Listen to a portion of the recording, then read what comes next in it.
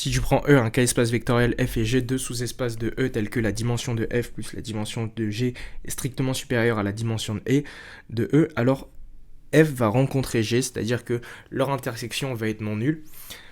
Ça, tu peux le voir comment. Si tu veux prendre un exemple, il faut le prendre en dimension 2 ou 3 parce que tu peux le dessiner. Donc par exemple, dans R3, comment tu peux le visualiser? Un truc de dimension 2 dans R3, ça va être un plan. Et si tu prends du coup deux plans, F et G, qui sont deux plans, tu vas avoir le dessin suivant. Et en gros, ce que ça te dit, c'est que puisque la somme des dimensions de F et de G, ça va être de dimension 4, qui est supérieure à 3, eh bien tu vas avoir que les deux vont se rencontrer sur plus que l'origine. Et en effet, on sait que deux plans vont se rencontrer sur toute une droite. En gros, c'est ça ce que nous dit le résultat. Comment tu peux le démontrer concrètement? Le plus simple, clairement, c'est d'utiliser la formule de Grassmann qui dit que la dimension de f inter g, c'est égal à la dimension de f plus la dimension de g moins la dimension de la somme. C'est clairement la méthode la plus simple.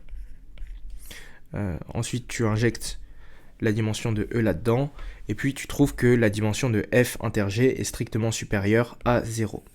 Bon, c'est clairement la solution la plus simple, la plus rapide à écrire, mais en fait la formule de Grassmann, elle cache pas mal de choses, et tu te rends compte que tu peux faire cet exercice sans. Et moi je suis un peu un partisan de faire les exercices de la manière la plus simple possible, sans utiliser des outils hyper sophistiqués. Je trouve ça plus intéressant parce que ça te permet de manipuler bien des outils assez simples et de bien les comprendre. Du coup, comment tu peux faire ça sans? Moi, je te propose de faire par contraposition. L'idée, c'est quoi? C'est de se dire si f inter g c'est égal à 0, ça veut dire que forcément, f et g, ils vont pas recouvrir tout l'espace, et que donc la somme de leur dimension, ça va être strictement, enfin, ça va être inférieur ou égal à la dimension de E. Donc, si on va montrer ça. Donc, ça implique que la dimension de E est supérieure ou égale à la dimension de la somme.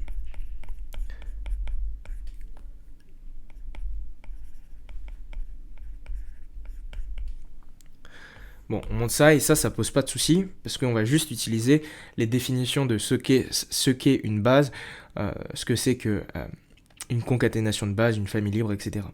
Je trouve que cet exercice comme ça, il paraît beaucoup plus élémentaire, et il permet de mieux manipuler le concept de base. Donc, on va se donner du coup une base F1, FP de F,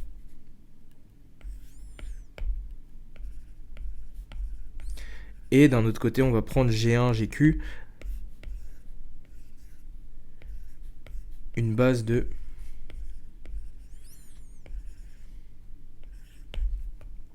Q.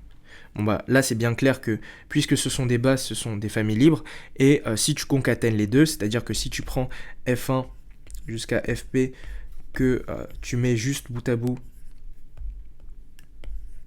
G1, GQ, bah ça reste une famille libre, puisque les deux ce sont des bases, donc a fortiori ce sont des familles libres, et en plus l'intersection est vide, donc tu n'as aucune combinaison linéaire qui va se créer quand tu vas concaténer les deux.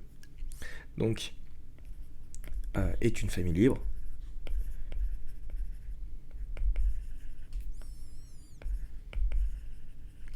En particulier, le cardinal de cette famille libre, il va être inférieur à la base, puisque au cardinal de la base, parce que tout simplement, la dimension, donc le cardinal de la base, c'est le cardinal de la famille libre de taille maximale. Donc ça va être inférieur ou égal à dim de E.